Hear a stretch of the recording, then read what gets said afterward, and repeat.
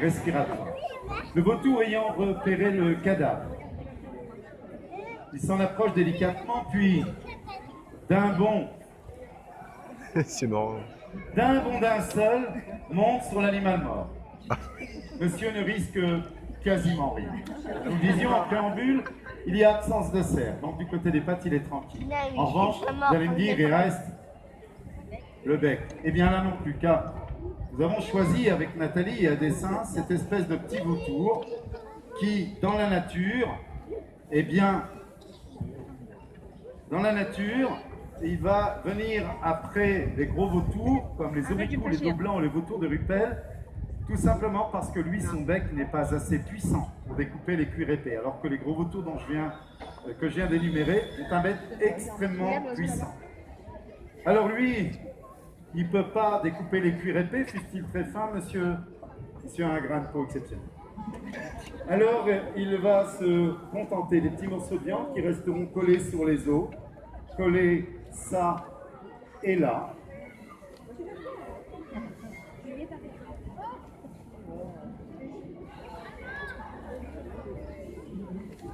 Bien encore, ça et là.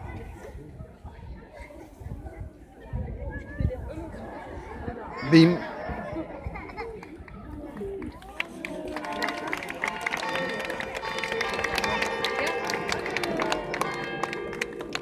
Nous avons un orchestre qui nous suit tout le temps, depuis 25 ans. Il est temps. Et puis, combien encore ici.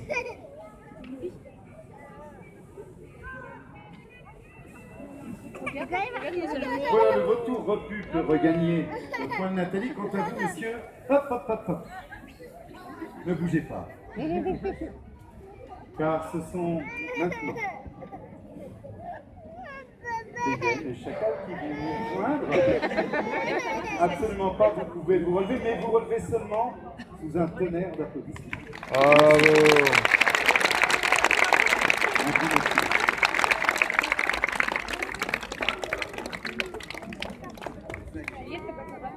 Alors, quittons pour un instant seulement, les rapaces diurnes pour nous retrouver avec un nocturne. Et pour nous retrouver avec le plus grand, le plus puissant. L'aigle royal. Il s'agit du hibou grand-duc. Ah ouais? Ah oui, c'est vrai. Hibou grand-duc, mais celui-ci est la sous-espèce de Sibérie, vous allez voir, très très clair, magnifique. Et contrairement à ce qu'on pense, les rapaces nocturnes voient très bien le jour. Il y a eu des documentaires sur des rapaces, notamment la chouette effrayée, ou le grand-duc, chassant en plein jour. C'est vrai qu'ils sont davantage crépusculaires, davantage de mœurs crépusculaires. Oh, les yeux rouges, toi! T'as vu les yeux? Une petite pub pour une émission qui est très bien. Est-ce qu'il y en a qui regardent? On n'est pas que des cobayes. Oui. Eh bien, vous irez voir sur YouTube, le 5 mars, on a fait justement sur la vision, et surtout sur la vision des nocturnes, une émission, vous retrouverez Alors, comme tous les rapaces nocturnes, ils voient mieux que nous la nuit, mais pas si bien que ça. Le sens que vous utilisez lors de nuit fréquemment, effectivement, si vous mettez une chouette ou un hibou dans une pièce totalement noire, eh bien, il ne voit strictement rien. S'il n'y a pas de petite lueur, il ne voit rien. Et donc, lors de nuits très très sombres, ils vont chasser davantage à l'ouïe. Regardez sa tête, elle est énorme. Le crâne n'est pas plus gros que ça. Pas plus gros que ça. En fait, ce sont les plumes qui sont organisées de telle manière qu'elles dessinent comme un visage. Et ce visage, on l'appelle le disque facial. Il n'est pas là pour rien. C'est en effet grâce à cette parabole, en fait c'est une parabole, qu'il va pouvoir collecter les moindres sons. Et comme il a une asymétrie des conduits auditifs très prononcée, on en a une aussi d'asymétrie. On n'est pas symétrique au niveau des conduits auditifs, mais chez eux c'est beaucoup plus prononcé.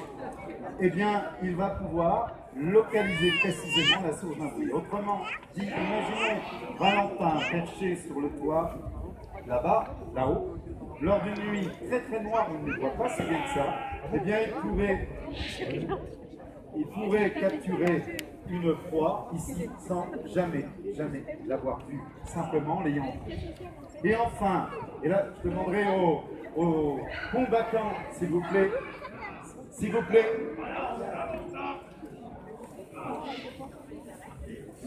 s'il vous plaît, merci là les combattants.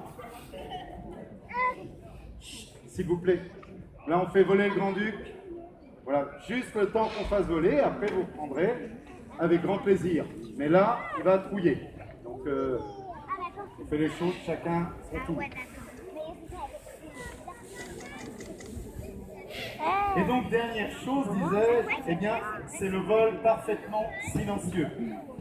Il est lié, ce vol silencieux, à la texture à l'intérieur, à la texture très dufteuse des plumes, qui fait que lorsqu'il bat des ailes, il n'y a pas de frottement avec l'air, et donc il ne fait pas de bruit.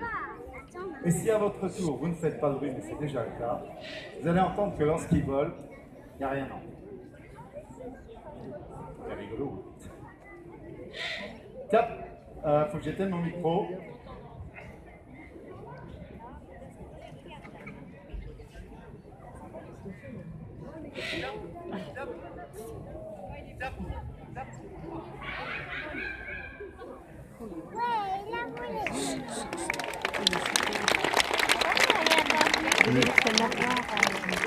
C'est pas évident. Ouais, c'est du mieux que je peux. Ah oui.